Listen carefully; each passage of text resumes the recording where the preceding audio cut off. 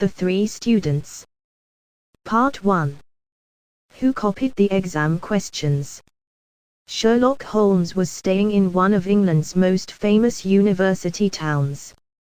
One evening he received a visit from an old friend, Mr. Henry Weaver, a tutor at one of the colleges. He seemed very nervous and excited. "I need your help, Holmes. Something very serious happened at my college this afternoon." Holmes was very busy. "Why did not you call the police?" he said irritably. No, that is impossible. We cannot have a scandal at the college. Let me explain. You see, tomorrow is the first day of the university examinations, and this afternoon I received the Greek translation papers. I put them on the desk in my room while I went to have tea with a friend. When I returned, I saw immediately that the papers were lying on the floor by the window. "I see," said Holmes. "Please continue." "Well, at first I thought that perhaps my servant, Bannister, was responsible, but of course he said no, and I believe him. He and I examined the room very carefully." "And what did you find?" asked Holmes impatiently. "On the table next to the window we found a broken pencil. Also, on my desk there was a small ball of black mud. There were no signs of entry at the window. Please help me, Holmes.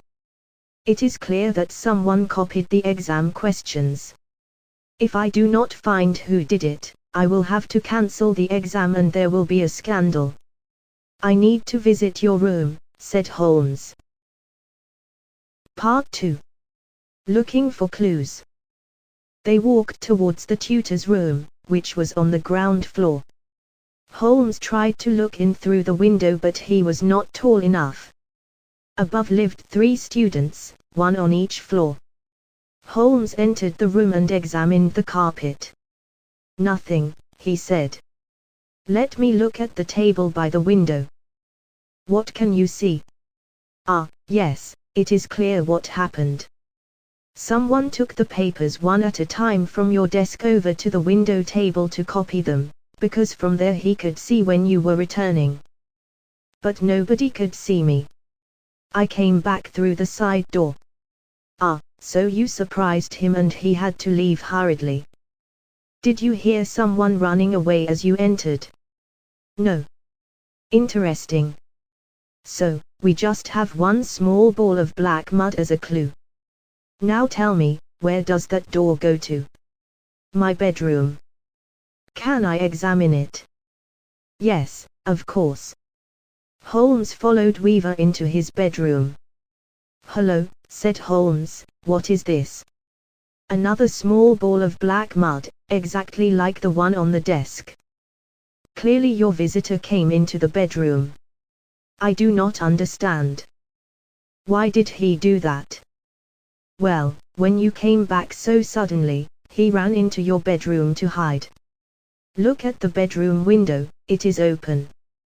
That is obviously how he escaped." Part 3. The Three Suspects.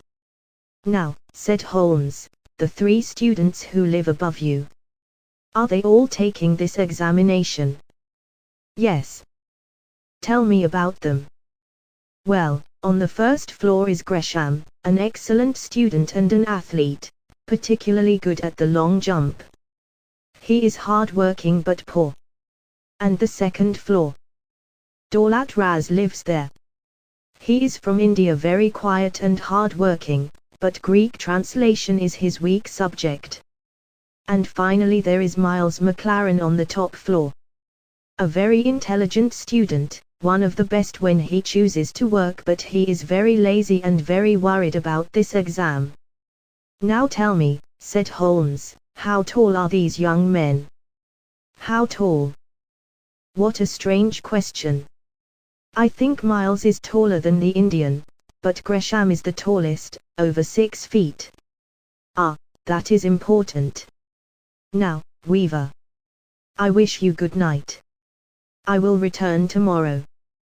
Next morning Sherlock Holmes left his house very early before he returned to the tutor's rooms. Mr. Weaver was waiting nervously for him.